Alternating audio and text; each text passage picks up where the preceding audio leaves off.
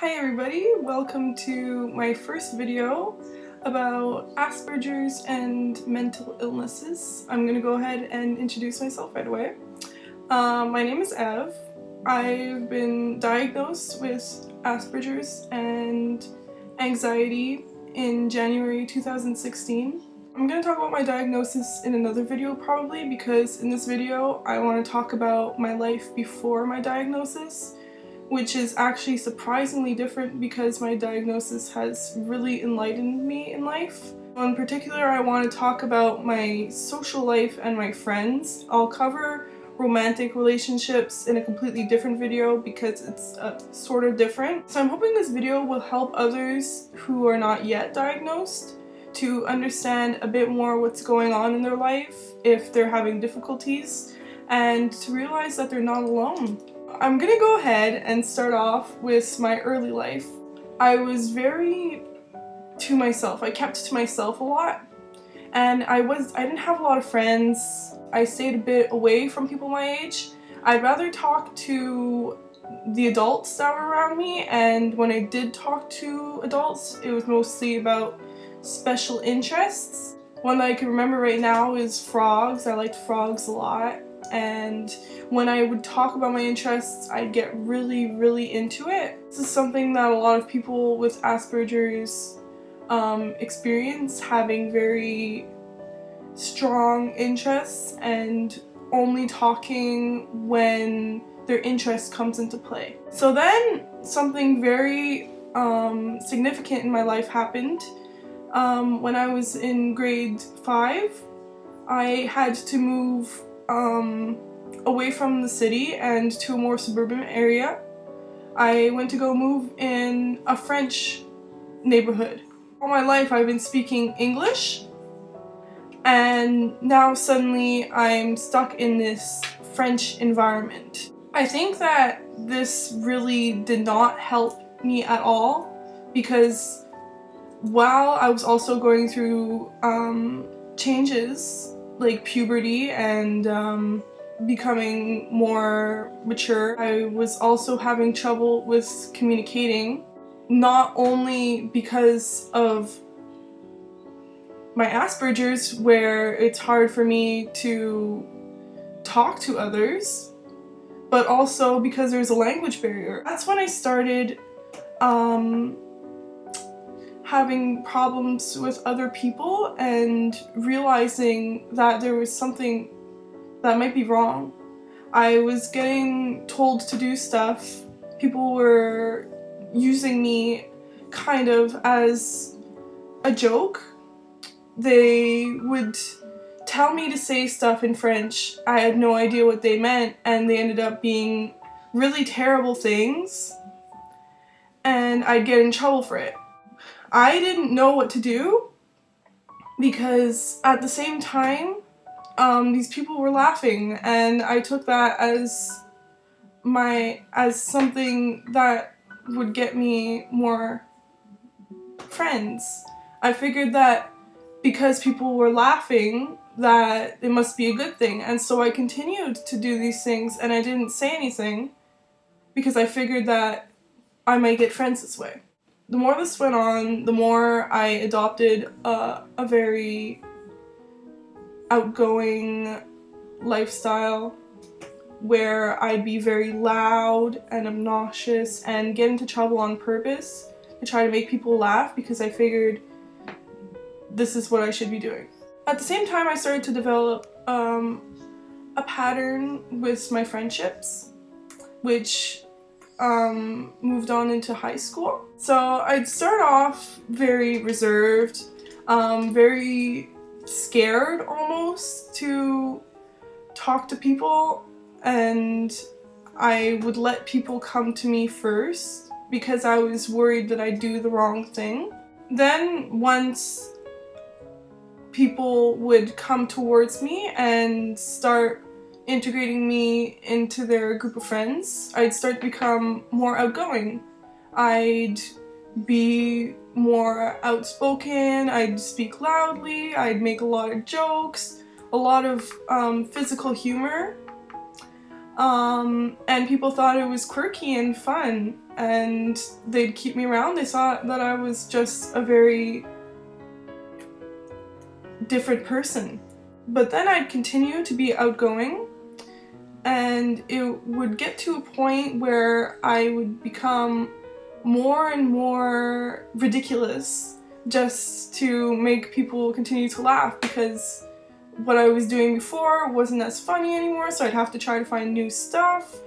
And I think that this made others kind of uncomfortable, and they were obviously annoyed. This is when others start to take their distances. They become less interested, and they start to find you less funny and quirky and more annoying. I would get confused. I wouldn't really understand, why am I not as funny anymore? Why am I not able to keep my friends now?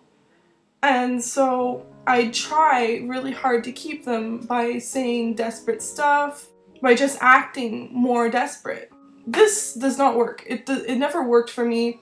Acting desperate never kept me any friends. And so I'd become frustrated. This is something that happens every single time to me.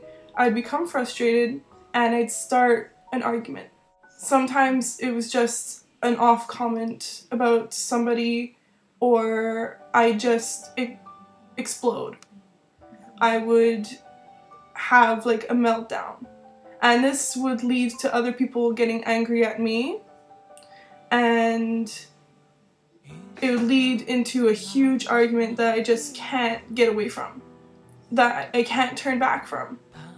And when it was all over, I wouldn't actually apologize or try to make things better. I just avoid them and move on to somebody else, because I figured might as well try again, you know?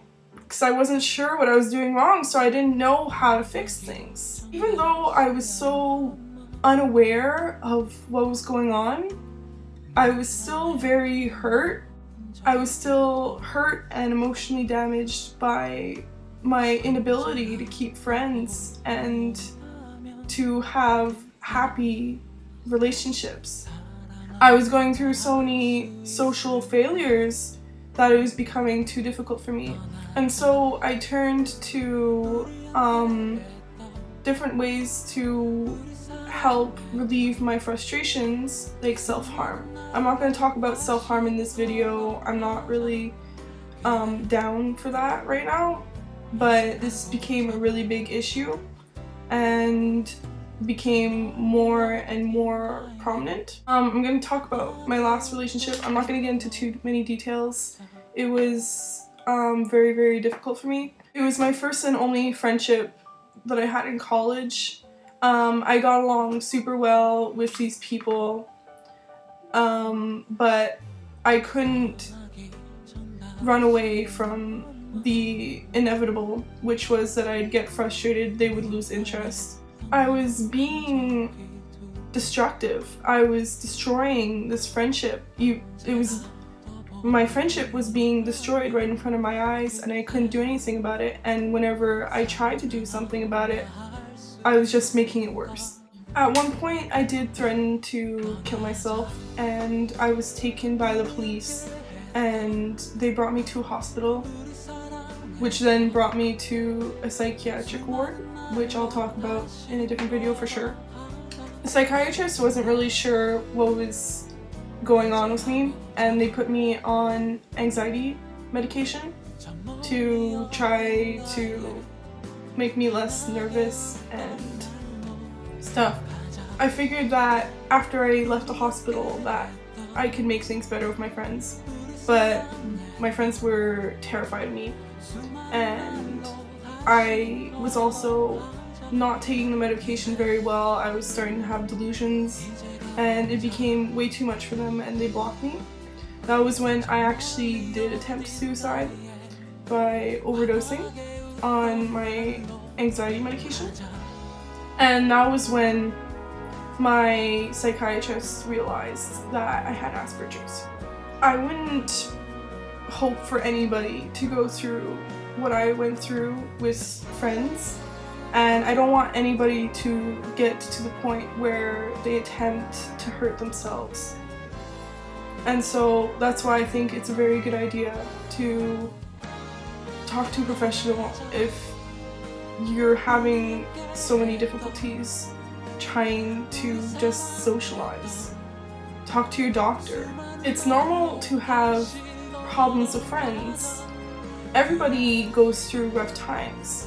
But when it becomes a pattern and it becomes so self-destructive, that's when there can be an actual underlying issue. So that's about it. That's all I got to say about my past relationships. I'm definitely going to make more videos about Asperger's, how my life went after diagnosis, and more about my symptoms that could maybe help people identify. If you have any suggestions about videos that you want to see about Asperger's or mental illness, feel free to leave them in the comment section below. I'd be so glad to help anybody in identifying themselves. Thank you so much for listening. See you next time.